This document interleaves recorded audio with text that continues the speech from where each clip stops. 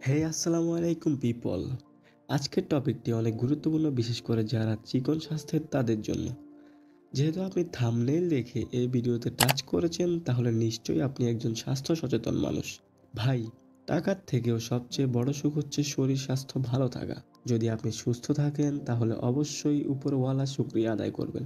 তো ইতিমধ্যে আপনারা অনেকেই জানতে চেয়েছেন কিভাবে প্রাকৃতিক উপায়ে ওজন বাড়ানো যায় বা মোটা হওয়া যায়।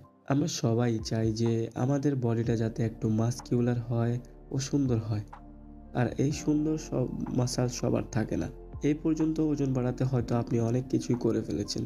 তো ভাই, যারাই ওজন বাড়াতে চাচ্ছেন তাদের আমি সবার আগে বলবো যে আপনাকে প্রপার ডিসিপ্লিন মেনটেন করতে হবে।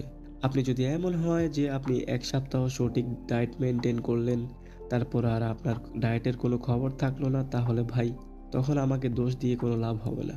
আবার আপনি যদি অলস প্রকৃতির হন, সকালের নাস্তা দুপুরে করেন এবং দুপুরের খাবার রাতে খান, তাহলে ভাই আর যাই হোক আপনি জীবনে মোটা হতে পারবেন না। চিকন থাকবেন আর মানুষের কাছে অপমানিত হবেন।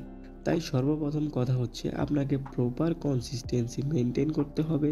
ওজন এমন এক জিনিস যা চাইলে আপনি ২ দিনের মধ্যে বাড়িয়ে ফেলতে পারবেন না। তাই অলসতাকে বাদ দিয়ে সঠিকভাবে ডায়েট মেইনটেইন করতে হবে। যদিও বর্তমানে বাজারে এরকম অনেক প্রোডাক্ট দেখায় যেগুলো অনেক সহজে ওজন বাড়িয়ে দেয়। একটা কথা মাথায় রাখবেন, যে জিনিস যত দ্রুত কাজ করে ওই জিনিস তত দ্রুত ক্ষতিও করতে পারে। এগুলো আর যাই হোক শরীরের জন্য ক্ষতিকর হতে পারে। তাই আপনি যদি আসলেই ওজন বাড়াতে চান তাহলে কনসিস্টেন্টলি ৩ মাস সঠিক ডায়েট মেইনটেইন করতে হবে এবং মনে রাখবেন আপনাকে পারতেই হবে। যদি সঠিক ডায়েট এবং সময় মতো সবকিছু মেইনটেইন করতে পারেন তাহলে আর যাই হোক আপনার দ্বারাই অ্যাচিভ করা সম্ভব। আবার ইউটিউবে আপনি অনেক মোটা হওয়ার টিপস দেখে থাকবেন। তবে ভাই, আসল কথা হচ্ছে আপনি যতই বসে বসে ভিডিও দেখেন কিন্তু ভিডিওর কথা মতো কাজ না করেন তাহলে আপনার কোনো লাভই হবে না। তাই আমি আপনাকে যে ওয়েগুলো বলবো এবং যেভাবে খাবার গ্রহণ করতে বলবো, যদি আপনি সেই নিয়ম মতো কাজ করেন তাহলে অবশ্যই আপনার লক্ষ্যে পৌঁছাতে পারবেন। তো চলুন মোটা হওয়ার জন্য কিছু কার্যকর ওয়ে সম্পর্কে জেনে নেওয়া যাক। প্রথমেই হচ্ছে প্রোটিন। প্রোটিন এমন একটি উৎস যা মোটা হওয়ার জন্য অনেক কার্যকর।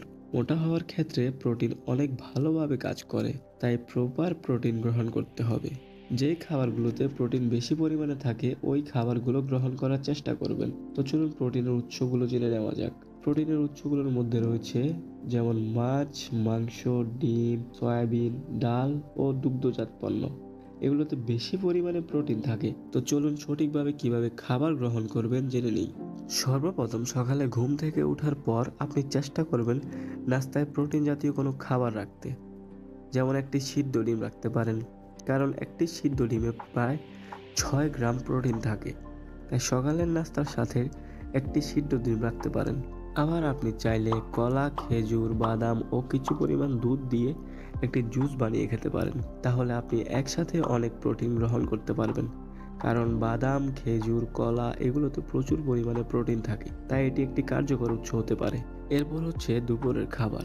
দুপুরের খাবারে আপনি ভাতের সাথে অবশ্যই ডাল রাখবেন, কারণ ডালে প্রচুর পরিমাণে প্রোটিন থাকে এবং আরও সাথে আলুর ভর্তা এবং মাছ, মাংস রাখতে পারেন।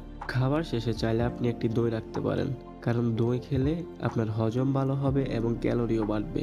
তারপর রাতের খাবারের মধ্যে সবজির সাথে একটি ডিম রাখতে পারেন। তারপর খাবার শেষে ঘুমানোর আগে ১ গ্লাস দুধ ও খেজুর খেতে পারেন। আর যদি সম্ভব হয় তাহলে একটি কলাও রাখতে পারেন মেনুতে।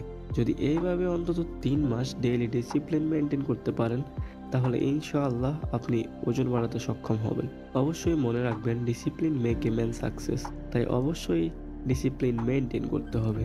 যদি ভিডিওটি আপনাদের কাছে ভালো লেগে থাকে এবং কার্যকর মনে হয় তাহলে অবশ্যই চ্যানেলটি সাবস্ক্রাইব করবেন যেন নিত্য নতুন ভিডিও সবার আগে পেয়ে যেতে পারেন। ধন্যবাদ।